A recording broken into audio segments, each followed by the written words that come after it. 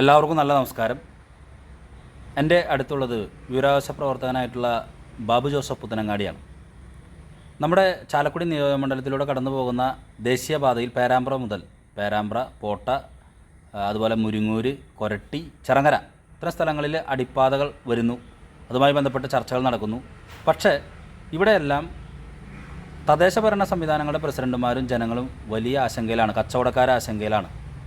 ഇതിനു വേണ്ടിയിട്ടൊരു യോഗം MP-യുടെ MLA-യുടെ നേതൃത്വത്തിലൊക്കെ ഇന്നൊരു യോഗം റെസ്റ്റ് ഹൗസിൽ വിളിച്ചിട്ടുണ്ടായിരുന്നു. ഇതുമായി ബന്ധപ്പെട്ട് ഈ റോഡിൻ്റെ പല പ്രദേശങ്ങളിലുള്ള കയ്യേറ്റങ്ങളും മറ്റു കാര്യങ്ങളൊക്കെ കുറിച്ച് വലിയ രീതിയിൽ പോരാട്ടം നടത്തുന്നൊരു വ്യക്തിയാണ് ബാബുചേട്ടൻ. എന്താണ് ഈ അടിപ്പാതകൾ നിർമ്മാണം നടത്തുന്നതുമായി ബന്ധപ്പെട്ട് അശാസ്ത്രീയമായ ഏതെങ്കിലും തരത്തിൽ നിർമ്മാണ പ്രവർത്തനം നടക്കുന്നുണ്ടോ? ഇതുമായി ബന്ധപ്പെട്ട് ഈ നിർമ്മാണ പ്രവർത്തനങ്ങൾ ആരംഭിക്കുന്നതിന് മുൻപ് എന്തായിരുന്നു ചെയ്യേണ്ടിയിരുന്നത്? ഒരു യോഗം ഇത്തരത്തിൽ വിളിക്കുമ്പോൾ തീർച്ചയായിട്ടും അതിൽ ജനങ്ങൾക്ക് ഉപകാരപ്പെടുന്ന രീതിയിൽ എന്തൊക്കെയായിരുന്നു പ്രസൻറ്റ് ചെയ്യേണ്ടത്? ഇത്തരം വിഷയങ്ങളെക്കുറിച്ച് ബാബു ജോസഫ് പുത്തനങ്ങാടി ജെഫേസിനോട് ഇപ്പോൾ സംസാരിക്കുന്നു. നമ്മുടെ അടിപ്പാതകൾ ഇപ്പോൾ 3-4 അടിപ്പാതകൾ ഇപ്പോൾ നിർമ്മാണം ഘട്ടത്തിലേക്ക് അതിൻ്റെ ആരംഭം കുറിച്ചിരിക്കുകയെന്ന് പറയും. സാധാരണയായിട്ട് വലിയ പ്രൊജക്റ്റുകളൊക്കെ വരുമ്പോൾ നമ്മൾ കണ്ടിട്ടുള്ളതാണ് നാറ്റ് പാക്കിനെ പോലെയുള്ള ഗതാഗത സംവിധാനങ്ങളെക്കുറിച്ച് ശാസ്ത്രീയമായി പഠിച്ച് റിപ്പോർട്ട് കൊടുക്കുന്ന സംഘടനകളുണ്ട്. സർക്കാരിൻ്റെ കീഴിലുണ്ട്, സംസ്ഥാന സർക്കാരിൻ്റെ കീഴിലുണ്ട്.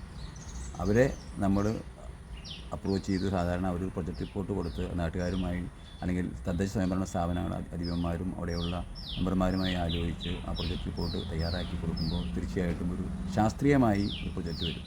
ഇവിടെ പെട്ടെന്ന് പ്രോഗ്രാം അനൗൺസ് ചെയ്യണം, ഒരു കമ്പനി എടുക്കുന്നു, ആ കമ്പനി അവർക്ക് കഴിയുന്ന വിധത്തിൽ ചെയ്യുന്നു. അതിനെ ഒരു സിസ്റ്റമാറ്റിക്കായിട്ട് അതിനെ കൺട്രോൾ ചെയ്ത് മുന്നോട്ട് പോകാനായിട്ട് ഇപ്പോഴുള്ള നാഷണൽ ഹൈവേ ഉദ്യോഗസ്ഥർക്ക് സാധിക്കുന്നില്ല. ഇതുമായി ബന്ധപ്പെട്ട് ഒരു പഠനവും പ്രധാനപ്പെട്ട ഏജൻസികളെ കൊണ്ട് വെച്ചൊന്നും നടന്നിട്ടില്ല. നമുക്കറിയാം, നമ്മൾ ഇപ്പോൾ പഠനം നടന്നെങ്കിൽ നമ്മുടെ അടുത്ത് വന്ന് അവർ ശാസ്ത്രീയമായി പഠനം നടത്തുന്ന സമയത്ത് നമ്മളെല്ലാവരും വിളിച്ച് അവർ അഭിപ്രായങ്ങൾ ജനപ്രതിനിധികൾ വിളിച്ച് അഭിപ്രായം ചോദിക്കുമായിരുന്നു. അതൊന്നും ഈ കഴിഞ്ഞ കാലഘട്ടങ്ങളിൽ ഉണ്ടായിട്ടില്ല. കഴിഞ്ഞ 10-15 കൊല്ലമായിട്ടും ഉണ്ടായിട്ടില്ല. ഇപ്പോൾ ഈ ലാസ്റ്റ് ചാലക്കുടി സിവിൽ സ്റ്റേഷൻ മുമ്പിൽ നടന്നിട്ടുള്ള അടിപ്പാത നമുക്കറിയാം. അടിപ്പാത ഇത്രയും വലിയ മാള റോഡിൽ നിന്ന് നേരെ നമ്മുടെ ആനമല ജംഗ്ഷനിലേക്ക് വരുന്ന റോഡിൻ്റെ അടിപ്പാതയിൽ ഒരു ബോക്സ് ഉണ്ടാക്കിയിട്ട് ഒരു ചെറിയ ഒരു ബെൽമൗത്തെങ്കിലും അവിടെ ഉണ്ടായിരുന്നെങ്കിൽ വണ്ടികൾക്ക് പാസ് ചെയ്യാൻ എളുപ്പമുണ്ട്. ഒരു ബോക്സ് ഉണ്ടാക്കിയിട്ട് ഈ അടിപ്പാത ഉണ്ടാക്കുമ്പോഴൊക്കെ ജനപ്രതിനിധിനെ വിളിച്ച് ആലോചിച്ചിട്ടല്ലേ ചെയ്തിട്ടുള്ളത്. അപ്പോൾ അന്നുണ്ടായിരുന്ന MLA-യോ ജനപ്രതിനിധികളോ ഈ സ്കെച്ച് പ്ലാന് അല്ലെങ്കിൽ DPR ഡീറ്റെയിൽഡ് പ്രൊജക്റ്റ് റിപ്പോർട്ട് കാണുമ്പോൾ മനസ്സിലാവും. അപ്പോൾ അതനുസരിച്ചുള്ള നിർദ്ദേശങ്ങളും വന്നിട്ട് അധികാരികൾക്ക് കൊടുക്കാം. ഇതുമായി ബന്ധപ്പെട്ട് ഉയരുന്ന മറ്റൊരു സംഗതി എന്ന് പറഞ്ഞിട്ടുണ്ടെങ്കിൽ ഈ DPR എന്ന് പറയുന്ന സംഭവം പല പഞ്ചായത്ത് പ്രസിഡന്റുമാരും പല ആളുകളും കണ്ടിട്ടില്ല എന്നാണ് പറയുന്നത്. നമ്മൾ കാണാത്തൊരു കാര്യമുണ്ട്. നമ്മുടെ പഞ്ചായത്ത് അതിർത്തിയിൽ ഒരു നിർമ്മാണം നടക്കണമെന്ന് പറഞ്ഞാൽ ഇപ്പോൾ ഞാൻ ഇന്നത്തെ ഉണ്ടായ ചർച്ചയിൽ പല പഞ്ചായത്ത് പ്രസിഡന്റുമാരും പറഞ്ഞു, നമ്മൾ 2-3 വട്ടം പ്രൊജക്റ്റ് റിപ്പോർട്ടർ കാണാൻ വേണ്ടി പോയി കാര്യങ്ങൾ പറഞ്ഞു. ഇത് പറഞ്ഞ നേരം കൊണ്ട് 10 രൂപ ഒരു വെള്ള കടലാസിൽ 10 രൂപയുടെ കോർപ്പി സ്റ്റാമ്പ് ഒട്ടിച്ച് നമ്മൾ വിവരാവകാശപ്രകാരം കൊടുത്താൽ ആ DPR നമുക്ക് തരും. നാഷണൽ അധികാരികൾ തന്നേ പറ്റും. ഈ DPR എന്തുകൊണ്ടാണ് ഈ പ്രൊജക്ട് ഡയറക്ടർ ഇത് പരസ്യമായിട്ട് മാധ്യമങ്ങളെ മറ്റു ഇതിലൊന്നും കാണിക്കാതെ അവർ മറച്ചു വയ്ക്കുന്നില്ല? അവർക്കും വലിയ നിർമ്മാണ കമ്പനിയുമായിട്ട് അജണ്ടകളുണ്ടായിരിക്കും. ഇപ്പോൾ നിങ്ങൾ ഉദാഹരണത്തിന് മുരിങ്ങൂര് ഇപ്പോൾ നോക്കിയാൽ അറിയാം, ചില സ്ഥലങ്ങളിൽ 4.5 മീറ്റർ, ചില സ്ഥലത്തുകൾ 5 മീറ്റർ, ചില സ്ഥലത്ത് 7 മീറ്റർ. ഇതിങ്ങനെ ഈ പാമ്പ് വരെ ഒഴുകി, ഞാൻ ആ മീറ്റിംഗ് പറയണ്ടേ, പാമ്പ് വരെ ഒഴുകിയ ഈ രീതിയിൽ അങ്ങനെ കൊണിച്ചു കൊണ്ടുപോകണോ? അല്ല, ഈ സർവീസ് റോഡുമായി ബന്ധപ്പെട്ട് പ്രധാനമായിട്ടുള്ള ആക്ഷേപം സർവീസ് റോഡ് ദേശീയ തലത്ത് നമുക്കറിയാം. നമ്മുടെ ദേശീയപാതയുടെ എഗ്രിമെൻറ്റിൽ നോക്കിയാൽ 7 മീറ്റർ സ്വാഭാവികമായി ഇട്ടിട്ടുള്ളതാണ്. പല സ്ഥലത്ത് ഇപ്പോൾ കുറച്ച് നാൾ മുമ്പ് വരെ പറഞ്ഞു 6.5 മീറ്റർ ആയിരിക്കും. ഇപ്പോൾ ഇന്ന് PD പറഞ്ഞു 6.25 മീറ്റർ ആയി. ഇതിങ്ങനെ ഇടയ്ക്കിടയ്ക്ക് സൗകര്യം പോലെ കുറയ്ക്കണം. മീഡിയൻ്റെ കുറച്ച് ഭാഗം എടുക്കുന്നുള്ളൂ. മീഡിയനൊക്കെ സുരക്ഷയ്ക്ക് വേണ്ടി വെച്ചിട്ടുള്ള മീഡിയനാണ്. വാഹനങ്ങൾ അവിടെ ഉണ്ടായി കഴിഞ്ഞാൽ വാഹനങ്ങൾ തൂക്കി കൊണ്ടുവന്ന മീഡിയനിൽ ഇടണം. മാത്രമല്ല മീഡിയനിൽ ചെടികളും മറ്റും വച്ചു പിടിപ്പിക്കുന്നതിന് പരസ്പരം ഹെഡ്ലൈറ്റിൽ തമ്മിലുള്ള പ്രകാശരശ്മികൾ കൊണ്ട് അപകടങ്ങൾ സംഭവിക്കാതിരിക്കാൻ, ഇരുവശത്തേക്കും ദിശകളിലേക്കും പോകുന്ന വാഹനങ്ങൾ കൂട്ടിയിടിക്കാതിരിക്കാൻ മീഡിയനൊക്കെ മാൻഡേറ്ററി ആയിട്ട് ചെയ്യേണ്ട കാര്യങ്ങളാണ്. അതിൽ നിന്ന് മാന്തി സ്ഥലം എടുത്തിട്ട് പിന്നെ വേറെ കാര്യങ്ങൾ ചെയ്യാന്ന് പറഞ്ഞാൽ നാഷണൽ ഹൈവേയുടെ റൂള് വയലേഷൻ അല്ലേ? അപ്പോൾ ഈ സർവീസ് റോഡ് നിങ്ങളിപ്പോൾ ഈ പൊങ്ങം മുതൽ വരെയുള്ള മുരിങ്ങൂര് നോക്കിയാൽ ഓരോ റോഡുകൾ ഇങ്ങനെ പലതരം ചരങ്ങൾ ചെല്ലുമ്പോഴേക്കും ചില സ്ഥലങ്ങളിൽ വീതി കുറഞ്ഞു, അങ്ങനെയാണ് ചെയ്യുന്നത്. ഇതുമായി ബന്ധപ്പെട്ട് ഈ ലോക്കൽ ബോഡി പ്രസിഡന്റുമാർ ഉന്നയിക്കുന്ന പ്രധാനപ്പെട്ട സംഭവങ്ങൾ, ഇപ്പോൾ കൊടകര പ്രസിഡന്റ്, പഞ്ചായത്ത് പ്രസിഡന്റ് അമ്പിളി സ്വാമി ഉന്നയിച്ചുള്ള സംഭവം വെച്ചാൽ അവരുടെ സർവീസ് റോഡുകളെല്ലാം തന്നെ കുണ്ടും കുഴിയായിട്ട് കിടക്കുന്നു. ഇതുമായി ബന്ധപ്പെട്ട് നിർമ്മാണ പ്രവർത്തനങ്ങളെ പറ്റി യാതൊരു കാര്യങ്ങളും അവർക്ക് കൃത്യമായിട്ട് അറിയില്ല. ഇത് അവരെതിർക്കാനോ മറ്റു കാര്യങ്ങൾക്കല്ല അവർ വരുന്നത്. പക്ഷേ അവരുമായി ബന്ധപ്പെട്ട ഈ റോഡിൻ്റെ നിർമ്മാണവുമായി ബന്ധപ്പെട്ടുള്ള കാര്യങ്ങളൊന്നും അറിയുന്നില്ല. സർവീസ് റോഡിനെ പറ്റിയിട്ട് സർവീസ് റോഡ് ആകെ കുണ്ടും കുഴിയായിട്ട് തകർന്നു കിടക്കുന്നു. കൊരട്ടിക്കാർ ഉന്നയിക്കുന്ന സംഭവം മുരിങ്ങൂര് മുതൽ ചിറങ്ങര വരെ സർവീസ് റോഡ് പൂർത്തിയാക്കിയിട്ട് അവിടെയുള്ള പ്രവർത്തനങ്ങളുമായി ബന്ധപ്പെട്ട് പോകാൻ സാധിക്കുകയുള്ളൂ. മേലൂർ പഞ്ചായത്ത് പ്രസിഡന്റ് പറയുന്ന സംഭവം എന്ന് വെച്ചിട്ടുണ്ടെങ്കിൽ ഉയർന്ന സ്പാനോട് കൂടിയിട്ടുള്ള പാലല്ലെങ്കിൽ ഞങ്ങൾ പ്രക്ഷോഭത്തിന് ഒരുങ്ങും. നിരവധി പ്രശ്നങ്ങളാണ് വരുന്നത്. അപ്പോൾ ഈ അടിപ്പാത നിർമ്മാണം എന്ന് പറയുന്ന വസ്തുതയുമായി ബന്ധപ്പെട്ട് ഇതിൽ പല പ്രവർത്തനങ്ങളിലും അശാസ്ത്രീയത തോന്നിയിട്ടുണ്ടോ? അതിൽ സംശയമില്ലല്ലോ. കാരണം നമ്മളതിന് ഉദാഹരണത്തിന് നമ്മളിപ്പോൾ കേരളത്തിൽ കാണാനായിട്ട് നമ്മളിപ്പോൾ ആലുവ തുടങ്ങിയിട്ടുള്ള മെട്രോ ട്രെയിൻ നിർമ്മാണം നടന്നപ്പോൾ വലിയ ശല്യം ആർക്കും ഉണ്ടായിരുന്നോ? അവർ കൃത്യമായി ആ നേരത്തെ തന്നെ സർവീസ് റോഡും മറ്റു വാഹനങ്ങൾക്ക് പോകാനുള്ള പാരലൽ വഴികളും ഉണ്ടാക്കി അതിനുവേണ്ട ക്രമീകരണങ്ങളും തട്ടുകളും പണിയുന്ന സ്ഥലത്ത് ജനങ്ങളെ ശല്യം ചെയ്യാതിരിക്കാൻ അതിനുവേണ്ട മറകളും നെറ്റുകളും വലകളൊക്കെ കെട്ടി കൃത്യമായി അവരെ പണിക്കാരെ നിർത്തി സിഗ്നൽ കൊടുത്ത് ചെയ്തു പോയിരുന്നു. അപ്പോൾ ഒരു സ്റ്റാൻഡേർഡുള്ള കമ്പനികൾക്ക് ഇത് കൊടുത്താൽ അത്തരത്തിലുള്ള നിർമ്മാണ പ്രവൃത്തികൾക്ക് മറ്റ് ട്രാഫിക് ബ്ലോക്ക് ഇല്ലാത്ത രീതിയിലുള്ള നിർമ്മാണങ്ങൾ നടത്തും. മാത്രമല്ല ഈ നിർമ്മാണം നടക്കേണ്ടത് എത്ര ഏരിയയിലാണ്, സർവീസ് റോഡ് എത്രയാണെന്ന് ഇപ്പോൾ കൊടകര പഞ്ചായത്ത് പോയി ഞാൻ നേരത്തെ പറഞ്ഞതുപോലെ തന്നെ പാലക്കാട് പോയി അവർക്ക് എയും എം എ ഉള്ള ആളുകളല്ലേ അവരെയും കൊണ്ടുപോയിട്ട് വിരാശപരം കൊടുത്താൽ ആ കോപ്പി തന്നേ പറ്റും അവർക്ക്. ഈ അടിപ്പാത വരുന്ന സ്ഥലത്ത് അടിപ്പാതകളുടെ നിർമ്മാണത്തെ പറ്റിയിട്ടുള്ള ഇപ്പോൾ ചറങ്ങരയിൽ വരുന്നത് ഒരു ചറങ്ങരയിലും കൊരട്ടയിലും ഈ പറയുന്ന റെയിൽവേ മേൽപ്പാലം വന്നു ചേരുന്ന സ്ഥലമാണ്. അവിടുത്തെ എന്താണ് നേരത്തെ പറഞ്ഞ പോലെ നമ്മൾ ജനപ്രതിനിധികൾ അത് എം എൽ എ ആയിക്കോട്ടെ എം പി ആയിക്കോട്ടെ അല്ലെങ്കിൽ തദ്ദേശ സ്വയംഭരണ സ്ഥാപനങ്ങളിലെ ആളുകളായിക്കോട്ടെ ഒരു നിർമ്മാണ പ്രവൃത്തി വരുമ്പോൾ നിർമ്മാണ പ്രവൃത്തി നടക്കുന്ന സ്ഥലത്തുള്ള ഒരു കോൺട്രാക്ടർ അല്ലെങ്കിൽ എഞ്ചിനീയറുടെ കയ്യിൽ സൈറ്റ് എഞ്ചിനീയറുടെ കയ്യിൽ അതിൻ്റെ സ്കെച്ചും സാധനങ്ങളും കാണണം. ഈ നിങ്ങളിപ്പോൾ പത്രപ്രവർത്തകർ പോയി നിങ്ങൾ ആ റെയിൽവേ പാലം നോക്കിയാൽ നിങ്ങൾ കല്ലേറ്റങ്കരിയും ചാലക്കുടി റെയിൽവേ പാലം നോക്കുക. ആ പാലത്തിലുള്ള സ്ലോപ്പുണ്ട് വണ്ടികൾക്ക് വരാൻ. ഈ ചെറങ്ങരയുള്ള കുത്തനെയുള്ള സ്ലോപ്പാണ്. അത് വന്ന് ഇറങ്ങുന്നത് എവിടേക്കാണ്? നേരെ സർവീസ് റോഡിലേക്കാണ്. ഇത് ഏത് ആരും ഡിസ്കസ് ചെയ്തിട്ട് ഏത് ജനപ്രതിനിധിയുടെ സമൂഹത്തിലൂടെയാണ് ആ പാലം അങ്ങനെ ഉണ്ടാക്കി വെച്ചിട്ടുള്ളത്? ഇതിൻ്റെ രൂപീകരണ കാര്യങ്ങളൊക്കെ നമ്മുടെ ജനപ്രതിനിധികൾ ശ്രദ്ധിക്കേണ്ടതായിരുന്നു. അവർക്ക് കോപ്പി കൊടുക്കും. അവരിൽ പലപ്പോഴും മീറ്റിംഗ് വിളിച്ചു കൂട്ടി നമ്മളോട് ഡിസ്കസ് ചെയ്യാറ്. പണ്ട് റെയിൽവേ മേൽപ്പാലത്തെ കുറിച്ച് പല ദിവസം പഴയ എം എൽ എ വിളിച്ചു മീറ്റിംഗ് കൂടിയിട്ട് ചർച്ച ചെയ്യുമ്പോഴൊക്കെ അവർ ഈ സ്കെച്ച് നോക്കണ്ടേ, അതിൻ്റെ സ്ലോപ്പ് എന്തുകൊണ്ട് നോക്കണ്ടേ, എവിടെ വന്ന് റെസ്റ്റ് ചെയ്യണമെന്ന് നോക്കണ്ടേ. അപ്പോൾ അത്തരത്തിൽ അവിടുത്തെ പഞ്ചായത്ത് അധികൃതരും ആ കാര്യങ്ങളെ പറ്റി പഠിക്കണ്ടേ. അവർ പഞ്ചായത്തുകളിൽ വന്ന് നെടു റോഡിലേക്ക് കുത്തനെ വന്നിറങ്ങുന്ന ഒരു വണ്ടി ഓഫ് അങ്ങനെ ആയിക്കഴിഞ്ഞാൽ എഞ്ചിൻ ഓഫ് ആയി കഴിഞ്ഞാൽ ആ റെയിൽവേ പാലത്തിൽ നിന്ന് കുത്തനെ വന്നിറങ്ങുക. സാധാരണ റെയിൽവേ പാലത്തിൻ്റെ സ്ലോപ്പാണ് കാണുന്നത്. കൊരട്ടിയിലും ചരങ്ങരയിലും ഈ വിഷയങ്ങളുണ്ട്. അപ്പോൾ അവിടെ കൂടുതൽ ഏരിയകൾ ബെൽമോത്തിലുണ്ടാവണം. വന്നിറങ്ങുന്നതിൻ്റെ പ്രത്യേക ശാസ്ത്രീയമായ പഠനം വേണം. അവിടെയെങ്കിലും ഈ നാറ്റ്പാക്കിനെ കൊണ്ടുവന്നൊരു പഠനം നടത്താൻ അവരൊക്കെ ഒരാഴ്ച കൊണ്ടുവന്ന് പഠനം ശാസ്ത്രീയ പഠനം നടത്തി ഇങ്ങനെ ആയിരിക്കണം എന്നുള്ളത് രീതിയിലൂടെ കൊടുക്കുമ്പോൾ ഒന്നും ചർച്ച ചെയ്യാതെ. പിന്നെ ഇപ്പോൾ പല സ്ഥലങ്ങളിലും ഈ അടിപ്പാത നിർമ്മാണ പ്രവർത്തനങ്ങൾ ആരംഭിച്ചു കഴിഞ്ഞു. ഈ നിർമ്മാണ പ്രവർത്തനങ്ങൾ ഇപ്പോൾ നടത്തിക്കൊണ്ടിരിക്കുന്ന ടീമിനെ പറ്റി വലിയ ആക്ഷേപങ്ങളുണ്ട്.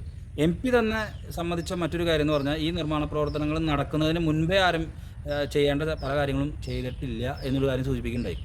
അപ്പോൾ ശരിക്കും പറഞ്ഞാൽ ഇപ്പോൾ ഈ നിർമ്മാണം നടത്തിക്കൊണ്ടിരിക്കുന്ന ടീം അത്ര നല്ല ശാസ്ത്രീയമായിട്ടുള്ള ഒരു ഇടപെടലല്ല ചെയ്തിരിക്കുന്നത്.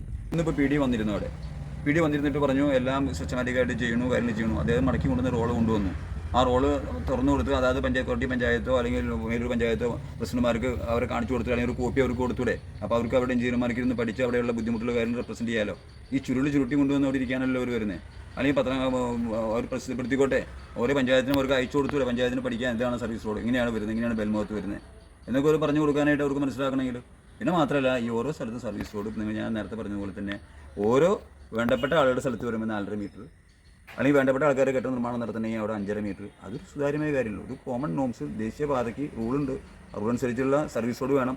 അത് കഴിഞ്ഞാൽ 6 അടിയോളം കോറിഡോറുണ്ട്, യൂട്ടിലിറ്റി കോറിഡോർ. അവിടെയാണ് പോസ്റ്റും ബങ്കറും സാധനം ഇടാം. അതിപ്പോൾ നിങ്ങൾ ചരങ്ങരയും ഇവിടെ നോക്കിയാൽ കാണാൻ പറ്റുമോ? ചരങ്ങര ജംഗ്ഷനിൽ വന്ന് ഈ റോഡ് വന്ന ബെൽമോത്തിൻ്റെ അവിടെയൊക്കെ യൂട്ടിലിറ്റി കോറിഡോർ ഉണ്ടോ?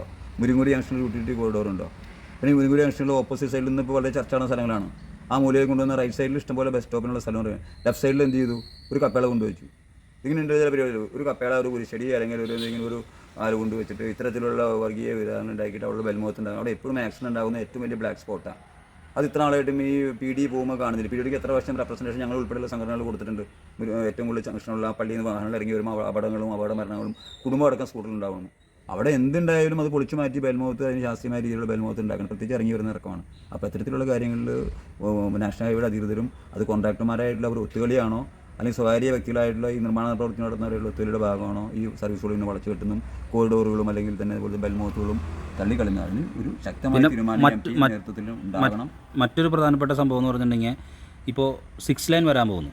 ഈ 6 ലൈൻ വരാൻ പോകുന്നുണ്ടെന്ന് പറയുന്നു. അതിന് സ്ഥലം ഏറ്റെടുത്തിട്ടെന്ന് പറയുന്നു. ഇപ്പോൾ അത്തരം കാര്യങ്ങൾ മുൻകൂട്ടി കണ്ടിട്ടുള്ള ഒരു പ്രൊജക്റ്റാണ് ഇപ്പോൾ നടപ്പിലാകുന്നത് ശരിക്കും പറഞ്ഞാൽ. അല്ലെങ്കിൽ അത് ഇനി അടുത്തതിന് വിനയാവും. ഫ്ലൈ ഓവറുകൾക്കൊക്കെ ഈ പറഞ്ഞ പോലെ 3 ട്രാക്കുള്ള ലൈനിലാണ് 60 മീറ്റർ വീതിയിലാണ് പ്ലാൻ ചെയ്തായിരിക്കുന്നത് ചെയ്യണമെന്ന് വന്നാൽ അതിന് പാതകൾക്ക് വീതി കൂടണം. അപ്പോൾ സർവീസ് റോഡ് ഈ പറഞ്ഞ വീതി പോരല്ലോ. വാഹനങ്ങൾ മുകളിൽ നിന്ന് തെറിച്ച് വീണ് കഴിഞ്ഞാൽ അവിടേക്ക് വീഴാം. അവിടെ കെട്ടിടം പണിതിട്ടുള്ള ആളുടെ കെട്ടിടത്തിൻ്റെ ഉമ്മറത്തേക്കോ അല്ലെങ്കിൽ വാഹനം എടുക്കുന്ന അവിടേക്കല്ലേ വീഴാം.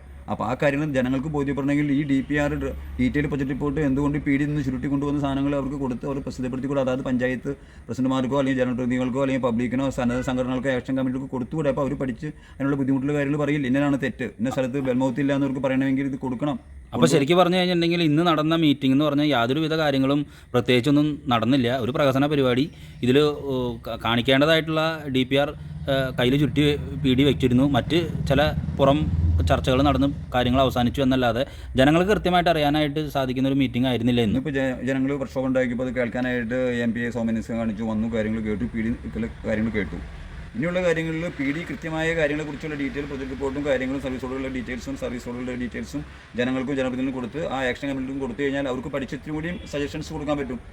അതുപോലെ തന്നെ സർവീസ് റോഡുകൾക്ക് എന്താണ് ചെയ്യാൻ പോകുന്നത് കൃത്യമായിട്ടുള്ള മാർഗ്ഗരേഖ ഉണ്ടായാലും അവർക്ക് അറിയാൻ പറ്റുള്ളൂ. ആ മാർഗ്ഗരേഖകൾ PD കാര്യങ്ങൾ തുറന്നു പറഞ്ഞ് സുതാര്യമായി കാര്യങ്ങൾ ചെയ്യുമ്പോൾ തീർച്ചയായിട്ടും ഉണ്ടാവും. തീർച്ചയായിട്ടും ഇത് കേട്ട ഗ്രീവൻസുകളെല്ലാം എനിക്ക് തോന്നുന്നു MP പ്രമേയത്തിലൂടെ അത് മന്ത്രിയും മറ്റുള്ള സ്ഥലങ്ങളിലും NHA അധികാരികൾ അറിയിക്കുമെന്ന് പറഞ്ഞു. അപ്പോൾ ഒരു പോസിറ്റീവ് റിസൾട്ട് ഉണ്ടാവും നമുക്ക് പ്രതീക്ഷിക്കാം. പക്ഷേ ഈ നാഷണൽ ഹൈവേ അധികൃതർ നേരത്തെ പറഞ്ഞ പോലെ തന്നെ ഒളിച്ചുകളികൾ നടത്തുന്നുണ്ട്. അത് പ്രത്യേകിച്ച് റോഡുകളുടെ കൃത്യമായ ഈ വീതി വിസ്തീർണങ്ങൾ അവർ ഒളിച്ചു വയ്ക്കുന്നുണ്ട്. അവർക്ക് എന്തോ ഹിഡൻ അജണ്ടയുണ്ട്. ആ കാര്യങ്ങൾ നിങ്ങൾ മാധ്യമങ്ങളും പഞ്ചായത്തുകളും പഠിക്കണം. ഇനി അവർ തന്നില്ലെങ്കിൽ നമ്മൾ വിവരാവകാശം കൊടുത്താൽ അവർ തരാൻ ബാധ്യസ്ഥരാണ്. ഞാൻ വാങ്ങിച്ചിട്ടുള്ള കൊടകരയുടെയും ബോട്ടയിലൊക്കെ ഫ്ലൈ ഓവറുകളിൽ നമുക്ക് തരും അവർ. നമുക്ക് പഠിക്കാമല്ലോ. അവരെ ആശ്രയിക്കേണ്ട. കൊണ്ടു തന്നില്ലെങ്കിൽ നമുക്ക് പോയി വാങ്ങണം.